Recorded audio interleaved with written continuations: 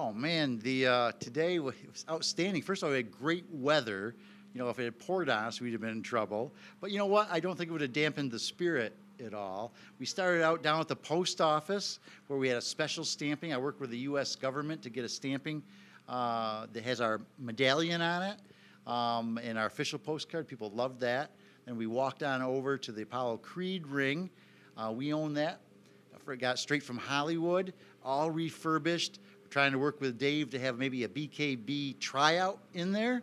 You know, Belfast is a fighting town, and we're located near Buffalo, Rochester, Cleveland, Ohio, so you could have a nice draw. Then we went over to the Police Gazette office where we had a ribbon cutting ceremony. The Police Gazette started in 1881 under Richard K. Fox. And what's interesting, well, to me anyway, is he was the one calling all the shots. There's only been two guys in charge of the Police Gazette Boxing Corporation all these years, and I'm the second guy. Kind of a big responsibility, but I think we pulled it off pretty good today. And then we took our group, and we probably had, I don't know, 50 or 60 following us around. We went over to the meet and greet on the other side of the park, and then had our induction ceremony where we sold out. We had about 125 people there. You know, 125 people for out in the sticks. Belfast is a small town, so small that we don't even have a traffic light. Heck, our graduating class in our K through 12 was 20 kids, and that's a stretch. This year's winners, we had some of the old mixed with the new. Now, the old bare knuckle inductees, they're all pioneers. The pioneers are the ones from the 1800s. They're like Bat Masterson. He was a timekeeper way back then for the Kilrain Sullivan fight. And we had the modern inductees. But the old-time inductees, that was entirely illegal. Now it's legal. Legal in 5 states as of today, and 3 more ready to go. And our inductees, they were very animated. They were very emotional.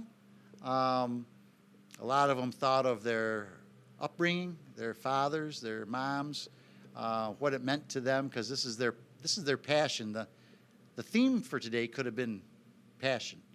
The modern inductees, we had Dave Feldman, we had Gary Grant, who invented the new modern round ring called the squared circle. Jeff Houston, the best ring commentator I've ever been around or heard. We had the commissioners from the very first state. We had Brian Peterson, he was from Wyoming, and they made it legal just a year ago. And then the second state, Mississippi, John Lewis's chairman was here. We had our fighters, our American heavyweight champion, the first person to win the American Police Gazette belt in 136 years, A.J. Adams.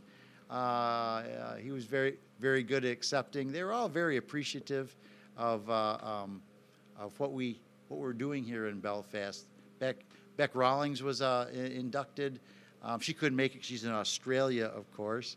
Then we named 2 fights. The Joey Beltran, Tony Lopez fight from 2018, and the Artem Lobov versus Jason Knight fight of 2019 as 2 of the most historically significant. And that is from way back from the 1700s to now. Those are 2 awesome fights. But everyone that was inducted had a story, but the common theme was their passion for what they do. How do we choose the inductees? Well, we don't take that very lightly. We are very, very concerned. You know, between the Hall of Fame, we're the only Hall of Fame in the world dedicated to the bare knucklers, and then the Police Gazette has got a 137-year history. So we are very serious about what we do. We have a committee of 5 people from all around the world, and they have weighted votes on who they would like to see inducted.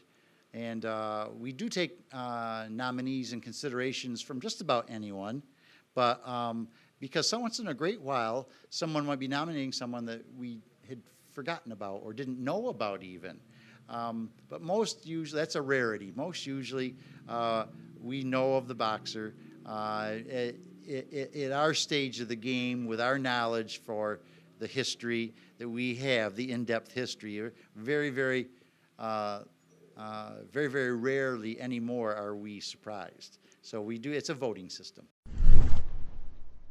The appeal to the new / old sport of bare knuckle boxing. Well, about every 20 years or so, we believe that something new in combat sports is almost silently demanded by the fans. People say that glove boxing is dying. You know what? They've been saying that for almost 100 years. It's still going on. But here it's just a new raw sport. It's timed, it's quick. With only being 2 minutes, you have to win that round, and there's only 5 rounds, so you've got to win 3 of them in order to win it if you don't knock them out. So every round is important, and it's just toe to toe and hitting. And what people have to remember is they go, "Oh, I don't like that. It's too violent. It's too bloody." Well, the only reason it's bloody is because you don't wear gloves, but it's the safest sport out there. That's been proven because they've got to be careful. Gloves were actually invented to protect the hands, so the thrower would throw a lot more times. Here, if you've got to be careful, you've only got a small spot to hit, you have to be very selective, or else you're going to break your hand or cut your hand on the teeth, and then you lose. So the other thing they have to remember is that these boxers who go in there, they love it. They live for it. No one is forcing them in there to do that, to do bare knuckling. They like the sport. They like the connection to the old. And history, in my book, is the icing on the cake, or the glue that holds all this together. We own the Apollo Creed's training ring from Rocky II, his palatial gym, the one where he's skipping rope in front of it. And we had contacted the folks that own it, the family, in Hollywood. And actually they wanted to sell it, and they were asking a large amount of money for it. And when they found out that it was the Hall of Fame, they still wanted to sell it, but they helped us out with it financially. But we purchased it, and we had it all refurbished because there were 3 local black belts, jiu-jitsu black belts, who needed to do community service. So they offered to refurbish it for us, and they did a great job. It's just like it looked identical to when it was in the movie. Except now we've put banners on the side that remind people that's Apollo Creed's original training ring. And we had a couple folks that wouldn't even step foot in it. They said, "Oh, that's like sacred land." But I got to tell you, Apollo Creed's training ring from Rocky II, tell me 2 or 3 more rings that are more well-known. They're just not out there. We've got one of the most well-known rings of all time.